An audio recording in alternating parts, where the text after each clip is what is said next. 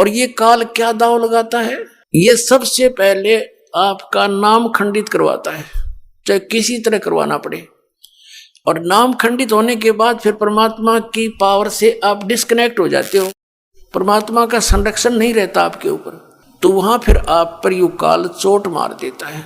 मर्यादा आपको बता दी गई है, इस पुस्तक के अंदर भी हमने ज्ञान गंगा में भी लिखी है।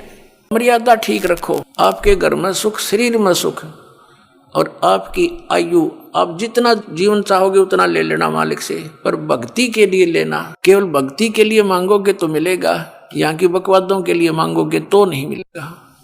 यानी भक्ति मीन के कल्याण हो मालिक मेरा इसी जीवन में। और फिर बंदी छोड़ ने लिख रखा गरीबदास जी ने कि नाम उठत नाम बैठत नाम सोवत जागबे, भाई नाम खाते नाम पीते तो नाम से ती लागबे। एक नाम से मुक्ति होगी, ना तप से मुक्ति होती है, ना केवल पाठ करते रहने से मुक्ति होती है, और ना ही किसी तप बर्फ में खड़ा हो जाने से या 4 धुना के बीच में 5 धुनों के बीच में बैठ जाने से जीव मुक्त हो सकता है। उससे कुछ और उपलब्धि होती है। तो जब हमने मेरा पता चला, इस बात का ज्ञान हुआ कि परमात्मा के पाने का तरीका भी और है, वो साधन भी और है, जिससे हम ईश्वर प्राप्ति कर सकते हैं।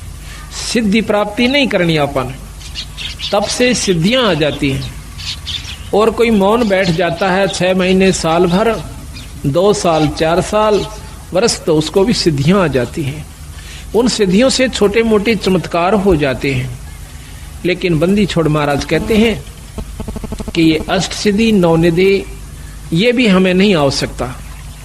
हमने केवल आवश्यकता है तो अपने आत्म कल्याण की और जन्म मरण से पीछा छुटवाउन की है।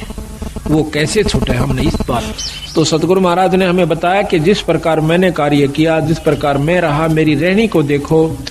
भाई बच्चे भी हुए, उनको पाला पोसा, फिर उनकी शादी करी।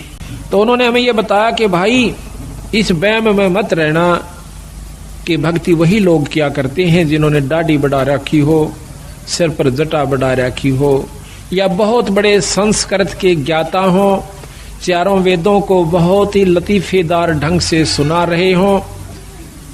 बंदी छोड़ महाराज कहते हैं ये अलग वस्तु है, वो अलग वस्तु है। परमात्मा पाना ये अलग वस्तु है, ये साधन भी नाराज है।